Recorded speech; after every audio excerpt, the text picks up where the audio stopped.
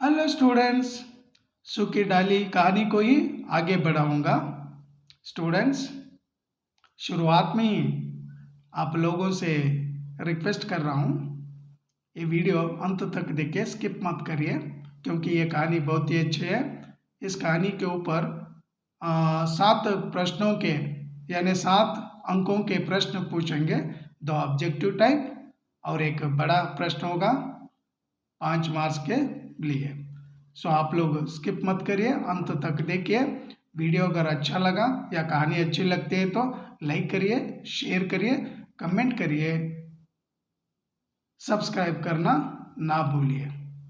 Yes students, कहानी शुरू होती है।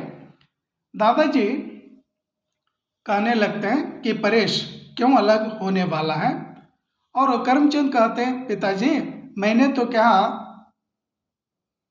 रजाई, थान और आबरू लाकर दिया था सारी औरतों को, लेकिन बेला ने क्या इन चीज़ों को स्वीकार नहीं की, और दर्द की मात्रा उस बेला में क्या ज़्यादा है और इसीलिए वो अलग होना चाहती है।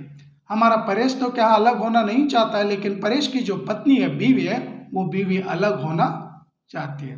सो दादाजी कहते हैं बेटा बड़प्पन उसी में है। अगर कोई हमें घृणा अगर करते हैं, हेट करने लगते हैं, तो उस हेट को हेट से क्या नहीं निकालना चाहिए, तो उन्हें क्या प्रेम करना चाहिए और स्नेह से क्या उनका जो मन है ना, उस मन को क्या जीत लेना चाहिए। तो यहाँ पर दादाजी जब बेटे को समझाते हैं, जैसे समझाते हैं, आंगन में जो मल्लू और जगदीश उस बरगद पेड़ को क्या उखाड़ कर फेंकने लगे, क्योंकि भाषी क्या पेड़ लगाया था और मल्लू और जगदीश उखाड़ने लगे, और भाषी क्या दादाजी दादाजी मल्लू और जगदीश मेरे पेड़ को उखाड़ रहे हैं, चीख चीख कर दादाजी को कहने लगे।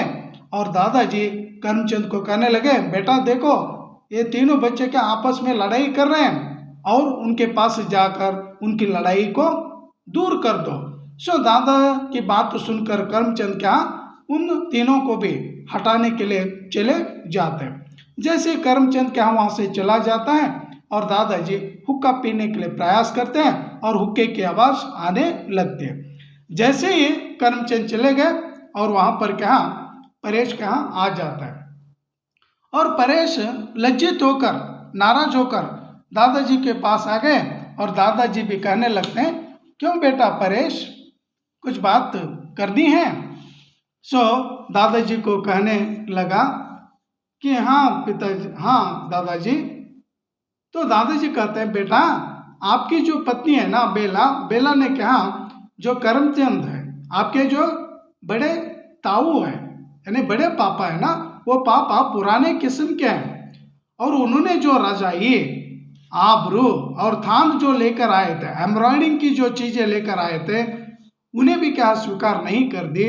अगर नई फैशन की अगर लड़की है तो उसे क्या कुछ और चीजें क्या खरीद लेना चाहिए।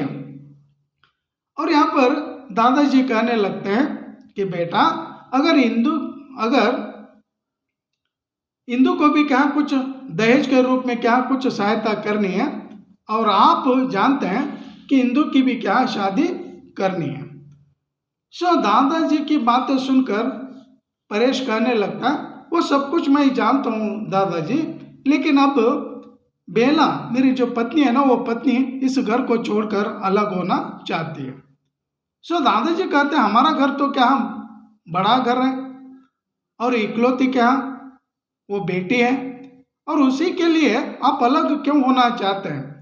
सो यहाँ पर दादाजी की बात सुनकर परेश कहने लगा कि केवल इंदु की बात यहाँ पर नहीं है दादाजी, बड़ी ताई है, मंजली ताई है, बड़ी भाभी है, मंजली भाभी है, इंदु है, रजवा, सब उस बेला को मेरी पत्नी को देखकर हंसने लगती है, बिना कुछ कहे हाँ हाँ कहते हैं, और इसलिए बेला को क्या ये अच्छा नहीं लगता है, तो इसलिए वो घर छोड़कर क्या अलग होना चाहती है। दादाजी मैं भी चाहता हूँ, कुछ ही दिनों में क्या तबादला ट्रांसफर क्या हो जाएगा, जब ट्रांसफर हो जाएगा तो मुझे भी क्या घर छोड़कर दूर क्या जाना है। दादाजी मैं भी चाहता हूँ कि बाग वाला जो मकान है वो मकान तो क्या खाली पड़ा है, हम लोग उसी मकान में क्या चले जाएंगे और कुछ दिनों के लिए रहेंगे।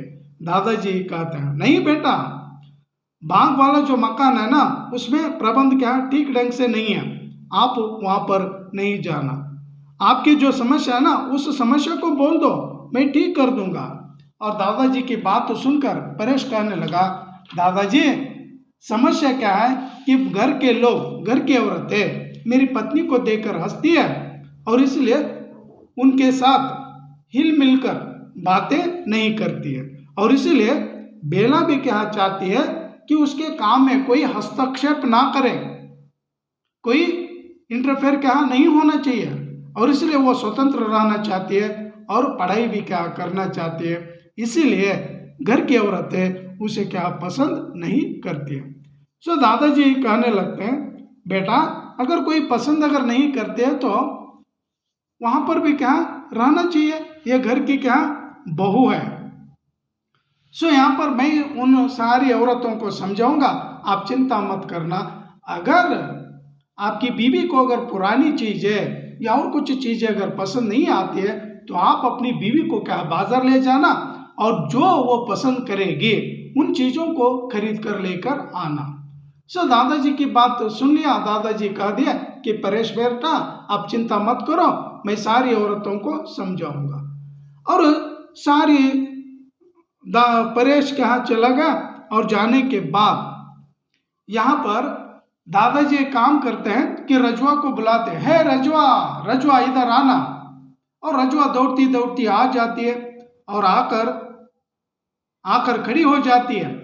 और दादाजी रजवा को कहते हैं, हे रजवा, हमारे परिवार में रहने वाली जितनी भी औरतें हैं उन सारी औरतों को बुलाना। और रजवा चली गई और सारी औरतों को बुलाकर ले आई और सारी औरतें आंगन में आकर दादाजी के सामने क्या बैठ जाती है। और उन औरतों में इंदु नहीं आई थी और रजवा को कह दिया, हे रजवा, इंदु बेटी दिखाई नहीं दे रही है, इंदु कहाँ पर है, और इंदु को भी लेकर आना।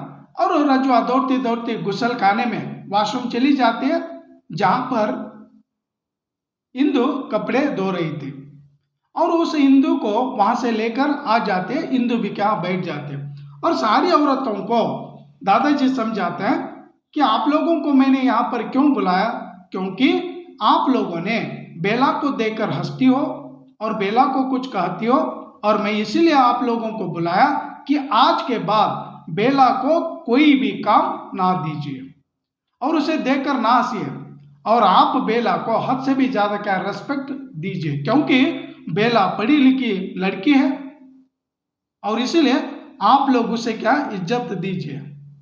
और इतनी सी बात कहकर सारी औरतों को वहां से क्या जाने के लिए कह दिया। और सारी औरतें दादाजी की बातें सुनकर, हाँ हम उस बेला को इज्जत देंगे और उसे कौन सा भी काम हम नहीं देंगे, इतनी सी बात कहकर सारी औरतें जाने लगी।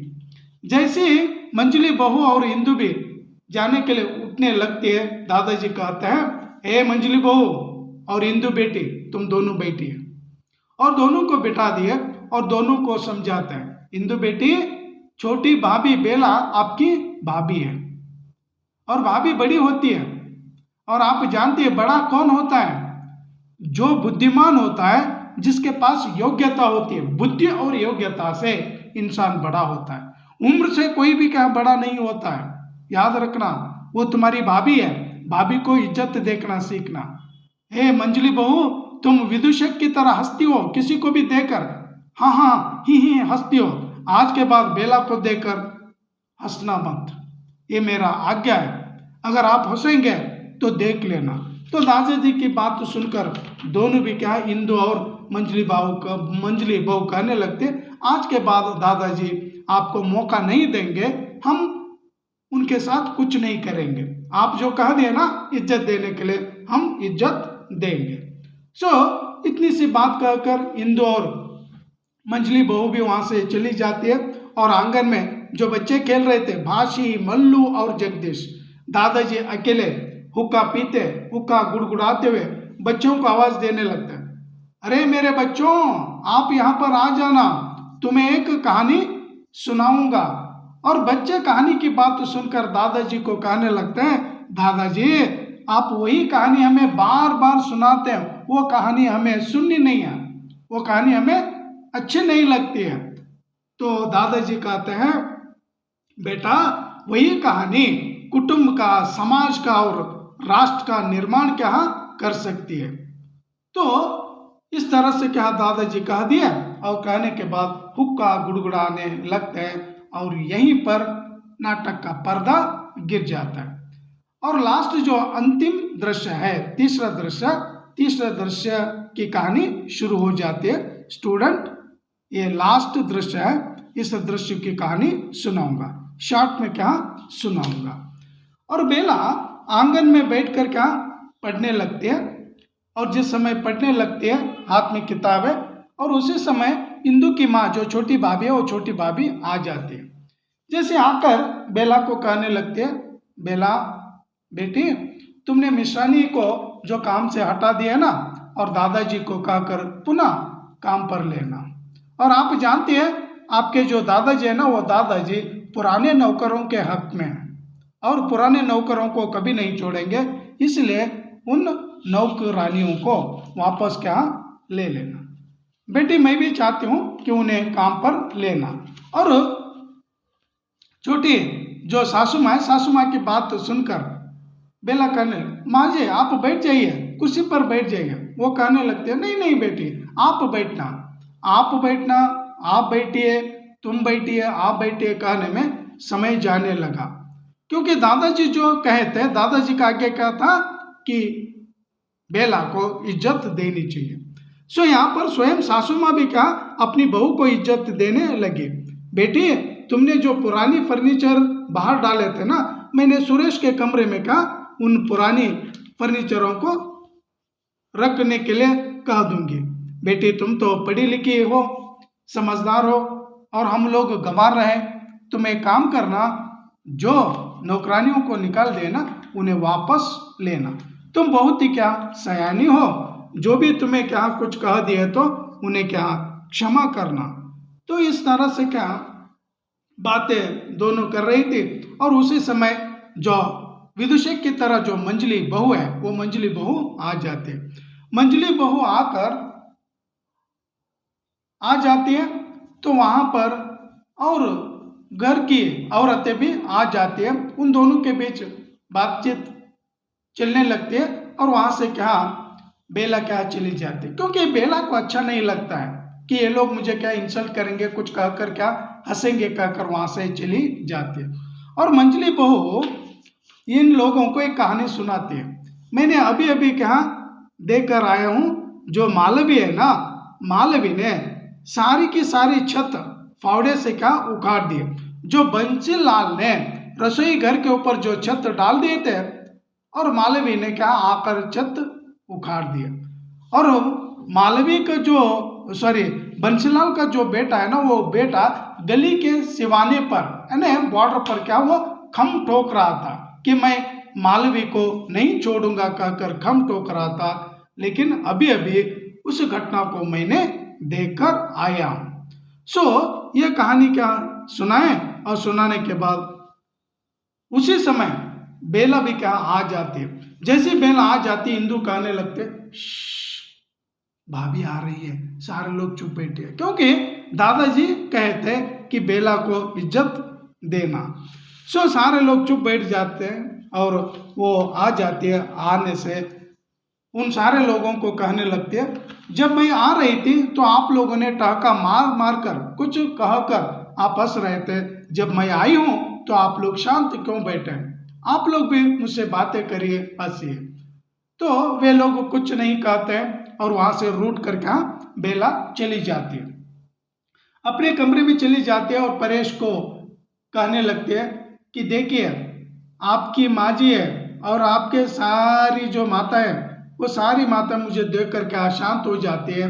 जब मैं उनके पास चली जाती हूँ वे लोग क्या बातें करना भी क्या बंद कर देते हैं।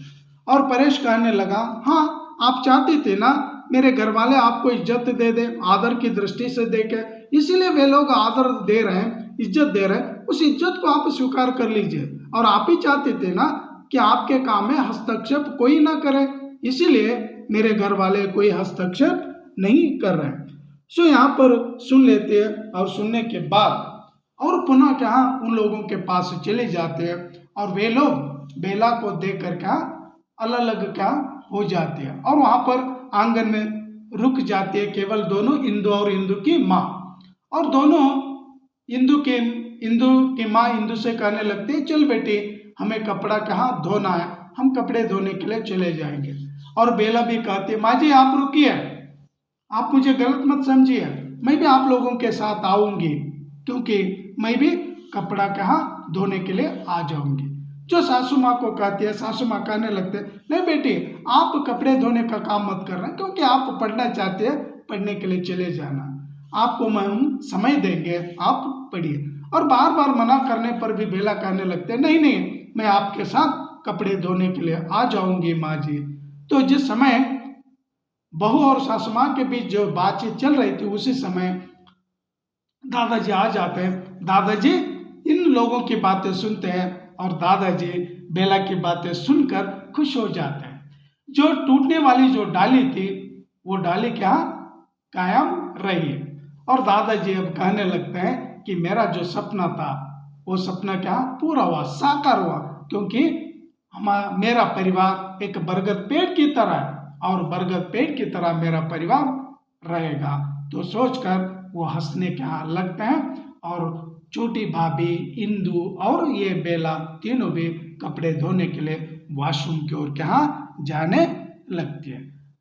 और स्टूडेंट्स यहीं पर सूखी डाली की कहानी समाप्त हो जाती है। तो आप सभी को ये कहानी अच्छी लगी होगी, ನನಗೂ ಅನಿಸ್ತದೆ ನೀವೆಲ್ಲರೂ ಚೆನ್ನಾಗಿ ಕೇಳಿದಿರ ಅಂತ। ಸೊ ಯಾಕಂದರೆ ಎಕ್ಸಾಮ್ ಬರ್ತಾ ಇದೆ, ಎಕ್ಸಾಮ್ ಸಲುವಾಗಿ ಈ ಎಲ್ಲ ಸ್ಟೋರಿಗಳನ್ನು ನೀವು ಕೇಳಿ आंसर बरीलिಕ್ಕೆ ತುಂಬ ಅನುಕೂಲ ಆಗುತ್ತೆ। सो आप लोग याद रख लीजिए ये कहानी भी क्या अच्छी है। इस कहानी के ऊपर कुछ प्रश्न पूछेंगे 7 मार्क्स के लिए और आप उन प्रश्नों के आंसर लिखेंगे। तो स्टूडेंट्स यहीं पर मैं समाप्त कर दूंगा और अगली कक्षा के लिए और एक कहानी लेकर आ जाऊंगा। तब तक के लिए आप मेरी प्रतीक्षा में रहिए और मैं आपसे मिलने के लिए आऊँगा। स्टूडेंट्स थैंक यू, धन्यवाद।